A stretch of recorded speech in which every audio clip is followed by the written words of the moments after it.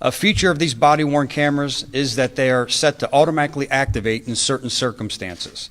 For example, when a deputy's firearm or taser is removed from the holster, or when the light bar on their patrol vehicles are activated.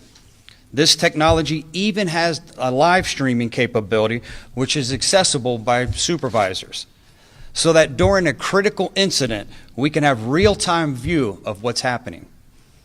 These cameras will also provide reassurance for our deputies that their justified split-second decisions under extreme conditions will not be second-guessed, as the actual events will have been recorded and as they unfolded from each deputy's perspective. We know that it is human nature to perceive something one way in the heat of the moment. Having video evidence will provide clarity for everyone and will also hold all parties accountable.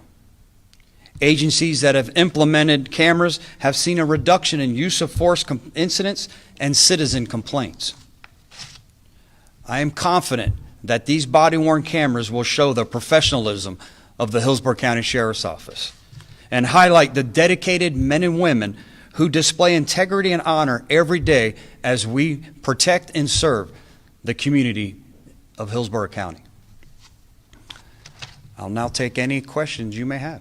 Sheriff, you mentioned transparency, so under what circumstances will the video be released to the public, or won't it be released to the public? Well, the video will be released to the public in every circumstance, and that's a great question. Just portions of it may be redacted due to some of the privacy concerns or where the video may have been taken. But our goal, and it's a great question because we had to hire to start 3 full-time positions to help download this information as well as redact and keep up with the public records requests.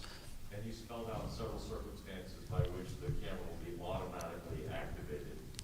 Can it be manually deactivated by the deputy at the scene? And what happens if that occurs?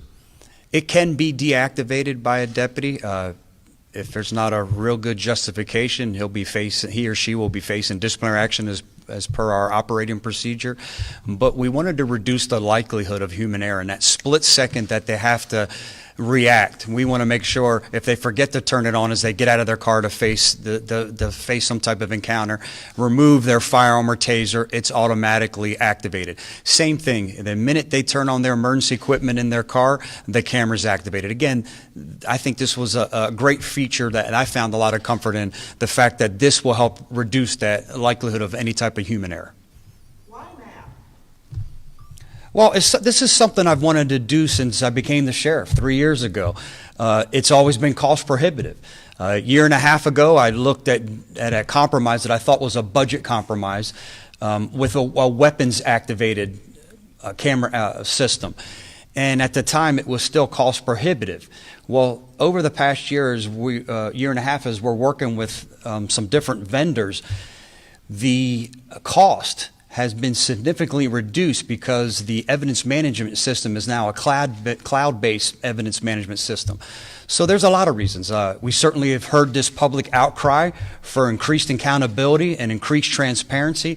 And at the same time, or equally as important to me when making this decision, was the fact that the impact that it would have on the budget was much more feasible and possible now because of this cloud-based management system.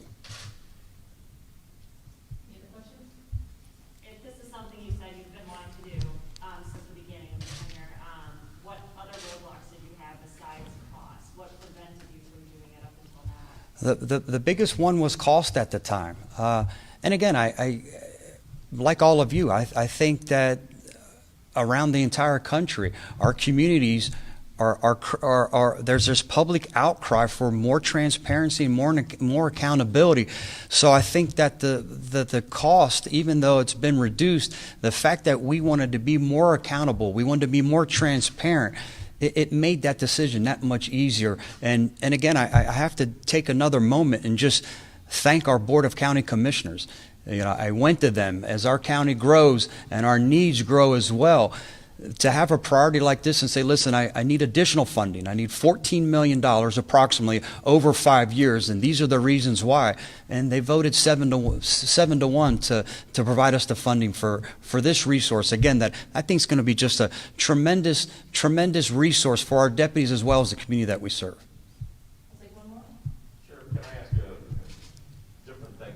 Because happened this weekend, a well-known member of our community had an individual drive down from South Carolina in a very bizarre set of circumstances, literally show up at her door with ill intent, apparently. And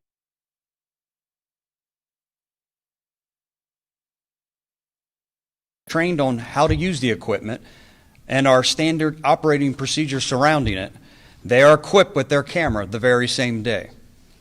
This rolling process will allow us to have all of our body-worn cameras up and running, ideally by the end of September. The deputies standing here with me today are all wearing the cameras in the center of their chest. We chose the Axon Body 3 camera because of its reliability. And this camera is sturdy and less likely to fall off, unlike a shoulder or eyeglass mounted camera would, especially if a deputy were to be caught in any type of physical situation like a rescue or an arrest. A feature of these body-worn cameras is that they are set to automatically activate in certain circumstances.